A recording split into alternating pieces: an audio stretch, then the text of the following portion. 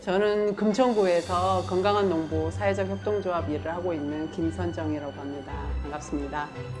저희는 이제 금천구에서 도시농업 지도사라는 양성과정을 배우게 된 주민들이 모였어요. 그때가 2009년, 2010년 이 시기인데요. 지금 아마 한 10년 정도 된 것 같습니다.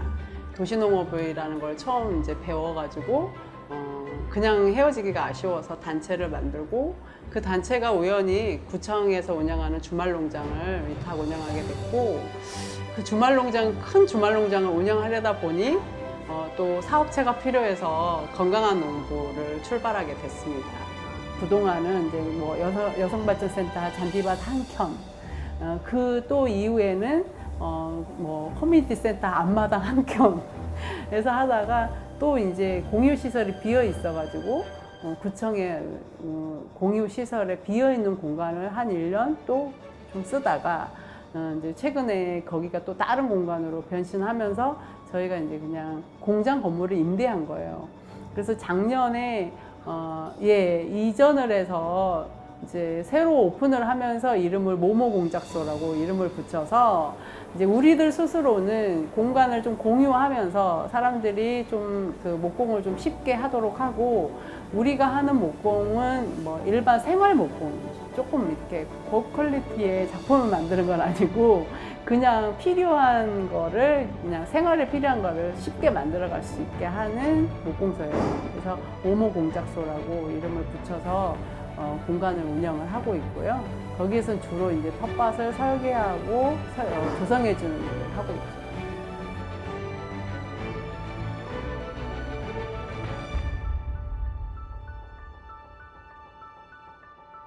여기는 이제 옛날 대한전선이라는 회사가 있던 곳인데 이제 회사는 철수를 했고 빈 땅으로 있는 곳이었어요. 2012년에 그 주말농장을 하게 됐는데 2011년에 무슨 일이 있었냐면 우리 금천구 시흥 사거리 쪽에 홍수가 났었어요. 그래가지고 이렇게 이렇게 산사태까지는 아니지만 뭐 흙이 이렇게 유실되는 일이 있었는데 그 흙을 퍼서 옮기는 게 필요했어요. 근데 급히 옮겨야 되는데 그 옮길 자리를 비어있는 땅이니까 거기다 좀 옮겼으면 좋겠다라고 허락을 맡으시고 그거를 흙을 거기다 부은 김에 흙을 좀 부어놓으니까 괜찮은 것 같은데 주말농장 하면 좀 어떨까요? 라고 설득을 하셨다 그래요. 그래서 2년 동안 주말농장을 하게 됐고 금천에서 이제 저희가 도시농업을 하고 있었기 때문에 당연히 주말농장이 생기면 우리가 좀 열심히 활동하겠다라고 해가지고 좀 더 적극적으로 도시농업을 하게 됐죠. 주말농장이 있을 때 되게 새로운 경험을 많이 했거든요. 공간이 넓은 공간이 있으니까 할 수 없는 일이 없는 거예요. 그러니까 말만 하면 다 할 수 있는 환경이 있잖아요. 땅이 넓으니까 이제 우리 지렁이 사육장을 만들자 그러면 지렁이 사육장을 만들고 또 교육장을 만들자 하면 하우스 하나 지으면 그게 교육장이고 또 교육장이 있는 김에 우리 뚝딱뚝딱 뭐 만들어서 좀 하는 목공소를 지어볼까 해서 목공소를 지었고요. 뭐 가축장이며 생태 화장실이며 또 뭐 식당 같이 조그맣게 만들어가지고 야외 이제 음식도 해 먹고 또 나중에는 캠핑도 할 수 있는 그런 공간으로 막 이제 발돋움이 됐었는데 2년 동안 굉장히 기적 같은 일이 많이 벌어져서 이제 아쉽게도 2년 만에 이제 주말농장이 없어지면서 우리는 또 무엇을 해야 되냐 어디서 무엇을 해야 되냐 여기까지 있냐라는 고민을 많이 했고 사실은 시작과 동시에 끝을 고민했어요. 그래서 2년 동안 어떻게 금천구에 도시농업이 좀 자리 잡게 할 거냐 이런 고민을 하다가 그때 마침 2012년으로 기억하는데 서울시가 주민참여예산제를 처음 시작을 했어요. 네, 제가 이제 그때 당시에 이런 고민을 하고 있어서 주민참여예산위원을 신청을 했는데 덜컥 된 거예요. 그래서 예산위원으로 활동을 하면서 시에서 하는 여러 가지 이제 사업들도 좀 알게 되고 또 주민참여예산제를 활용할 수 있게 된 거죠. 그래서 주말농장을 활성화시키기 위한 주말농장을 활성화시키면서도 금천의 도시농업을 안착시키기 위해서 뭐에 주목할 것이냐 두 가지 정도를 생각했어요. 하나는 학교 텃밭. 그러니까 녹지대가 그나마 확보될 수 있는 공간은 학교다. 그리고 또 하나는 옥상이다. 두 군데를 생각을 해서 이제 지역의 자투리 공간이나 이런 걸 활용해서 도시농업을 확산시킬 수 있는 그런 제도적 기반을 만들기 위해서 주민참여 예산 사업을 제안을 해가지고 2년 연속 채택돼요. 많은 예산을 가지고 와가지고 좀 지금은 좀 발판이 많이 된 것 같아요. 그 사업이. 그렇게 해서 도시농업을 좀 지역 안으로 가져가야 된다.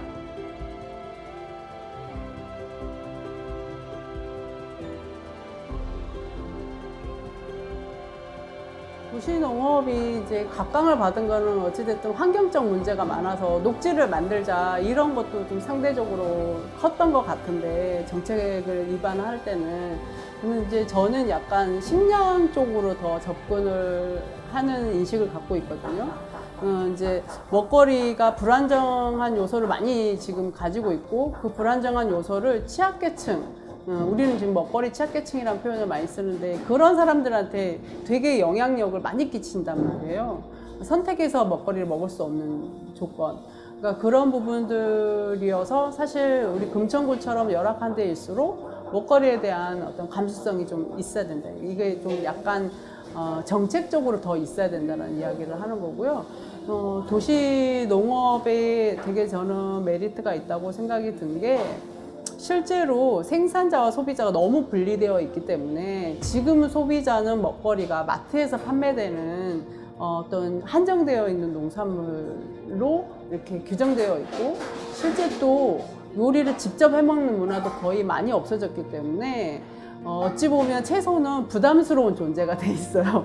먹거리는 내가 먹겠는데 채소를 누가 주는 것도 싫어할 정도로. 예. 그래서 지금 이제 소농 공동체인 어니네 텃밭 같은 경우 이제 소비자에게 꾸러미를 제공하잖아요. 그게 이제 생산자가 제철에 나는 농산물을 그냥 랜덤으로 드리잖아요. 근데 이제 농업, 도시 농업이라는 것을 배우게 됐을 때는 저는 주로 무슨 얘기를 하냐면 채소 본연의 색과 맛과 모양을 알게 된다. 예.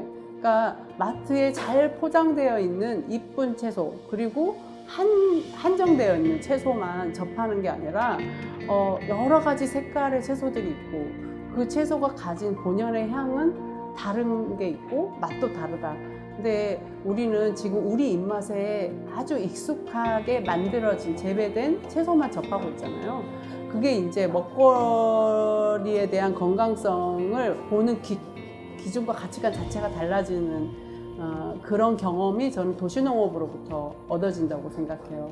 그래서 제가 이제 학교에도 꼭 그 학교 텃밭이 반드시 있어야 되고 텃밭을 통한 먹거리 교육이 필수적으로 진행돼야 된다라고 주장을 하는 이유가 우리가 식생활 교육을 계속 하는데 주로 부정적인 이야기로 시작을 해요. 자, 인스턴트를 먹으면 이렇게 되고요. 여러분들이 좋아하는 과자에는 어떤 성분이 들어있고요. 그래서 이걸 먹으면 무슨 병에 걸릴 수 있고요. 이렇게 식품, 먹거리에 대해서 굉장히 부정적 인식만을 심어주는 교육을 하고 있다고 보거든요. 그런데 도시 농업이라고 하는 텃밭에서 직접 채소를 키워서 먹어보는 과정을 통해 가지고는 저는 먹거리에 대한 긍정적 인식, 이걸 먹어야 더 건강해질 수 있고 채소는 이렇게 우리처럼 굉장히 다양한 모습이고 다양한 맛과 향을 가지고 있어서 이것들을 전부 골고루 섭취해야 내 스스로가 건강해질 수 있다는 어떤 먹거리에 대한 어떤 긍정적 인식을 심어줄 수 있는 게 도시농업이라고 생각해요. 그래서 이제 소비만 하던 도시의 소비자들이 생산자 입장이 돼보는 거. 그래서 채소 하나를 키우는데 굉장히 많은 노력이 들어가기도 하고 또 이렇게 예쁜 채소가 나오기 힘들다는 거. 우리 커뮤니티 센터 3년 동안 운영하면서 매주 화요일 날 그 화들장이라는 직거래 장터를 했거든요. 이 장터를 할 때도 우리 가장 주목한 것은 소농이에요. 소농. 그러니까 이제 농사 짓는 농민을 매주 모시고 오는 것도 사실 굉장히 큰 일이에요. 부담스러운 일인데 그 중에도 저희는 약간 소농들을 모시고 오고 싶었어요. 그래서 소농 공동체에 좀 이렇게 관심을 많이 가졌는데 사실 농사 짓기도 바쁘시고 매주 장에 이렇게 모신다라는 거는 거의 현실적으로 불가능하더라고요. 근데 다행히 이제 언니네 텃밭이라는 곳은 나름 좀 안정적이고 또 그나마 우리가 좀 많이 공을 들여가지고 이제 믿고 이렇게 매주 와주시는 것 때문에 우리 장이 약간의 이제 성격을 좀 명확히 가져가게 됐는데, 이 소농을 우리가 집중하는 이유도 그거예요. 다품종 소량 생산의 어떤 그 농산물의 결과를 보면 굉장히 다양한 농산물이 제철에 맞는, 우리가 생전 본 적도 없는 채소들이나 그런 것들이 나오거든요. 그러면은 이름을 알려주고 어떻게 먹는지 알려주는 것만으로도 굉장히 좋은 교육의 장이 돼요. 소비자들도 되게 신기해하고 또 많이 와서 물어보시고, 그래서 이제 그런 면에서 저는 도시농업이 굉장히 많은 가치를 가지고 있다. 예, 단절된 구조를 연결해주는 역할이다라고 생각을 하고, 제가 이제 대표적으로 도시농부들이 이제 직거래를 하는 데 있어서 셀러나 아니 뭐 어떤 연결해주는 사람으로서의 역할을 좀 했으면 좋겠다는 얘기를 하는데, 생산자의 입장에서 소비자의 언어로 이 농산물을 소개할 수 있는, 어찌 보면 유일한 사람들이 도시 농부들일 수 있다, 이렇게 생각해요.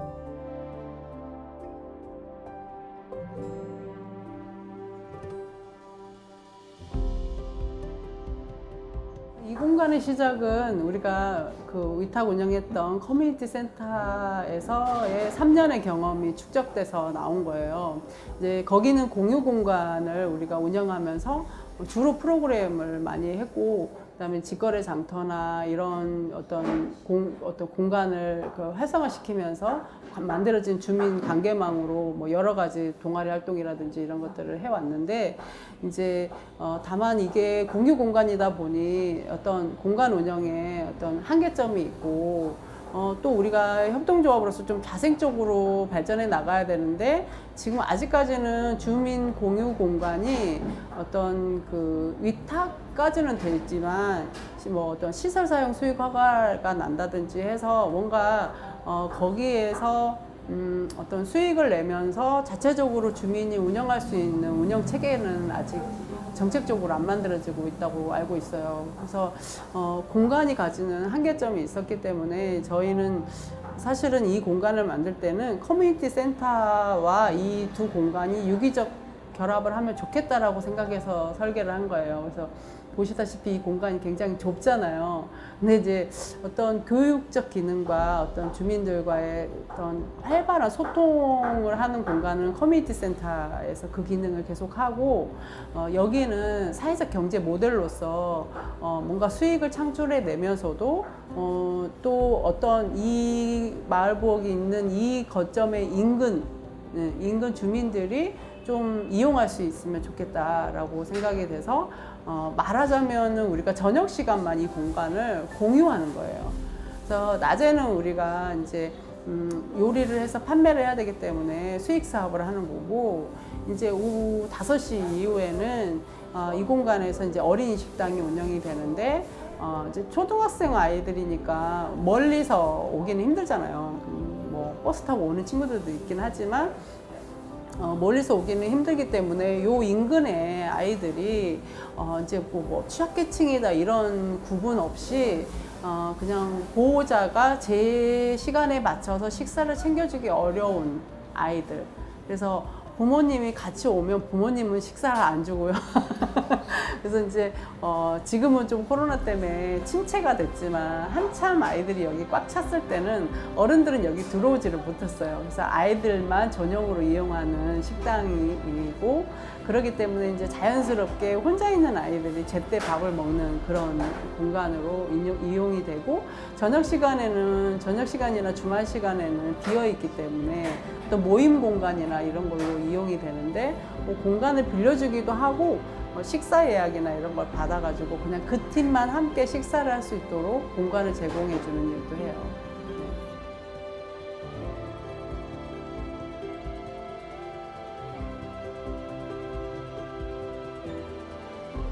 어찌 보면은 시민사회가 되게 활발해지고 성장하고 있는데, 그에 비해서 행정이 너무 좀 속도가 느린 것 같아요. 그러니까 말 그대로 저는 협동조합 일을 하면서 굉장히 그 어떤 스스로 정체성의 혼란을 느낄 때가 있어요.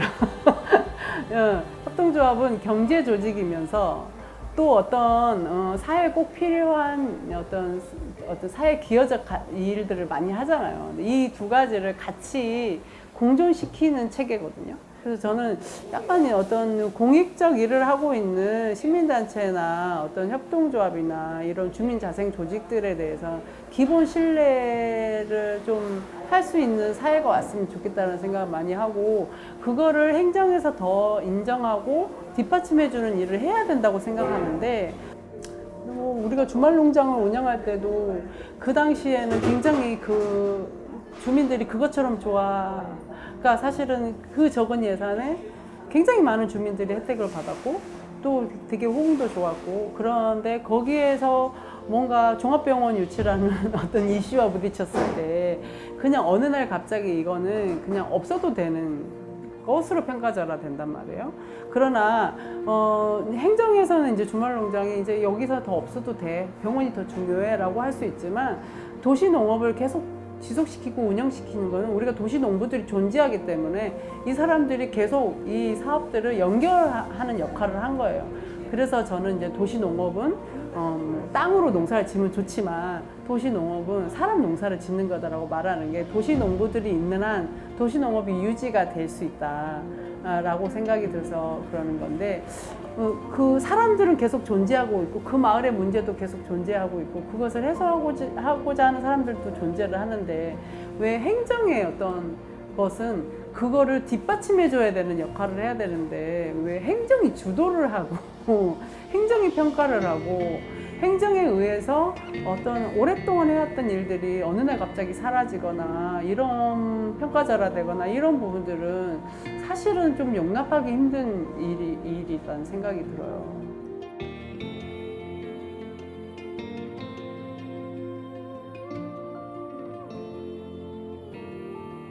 저는 이제 먹거리 운동을 이제 하게 되면서 약간 이제 그 서울시에 먹거리 시민협의회인가? 뭐 있었어요.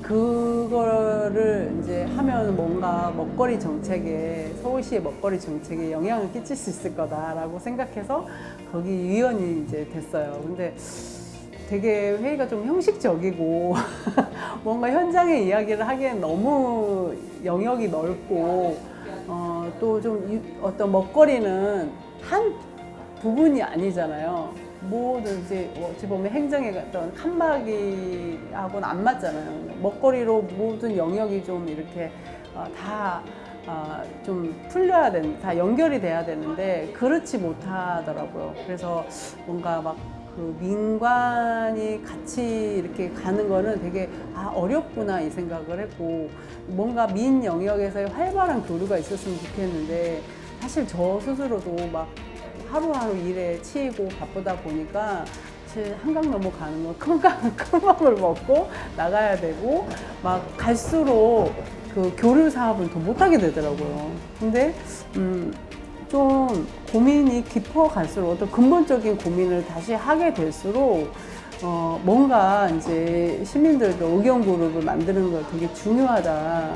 그리고 뭔가 크든 작든 뭔가 이렇게 네트워크 사업을 해보는 게 되게 성장의 의미가 있다라고 생각은 들어요.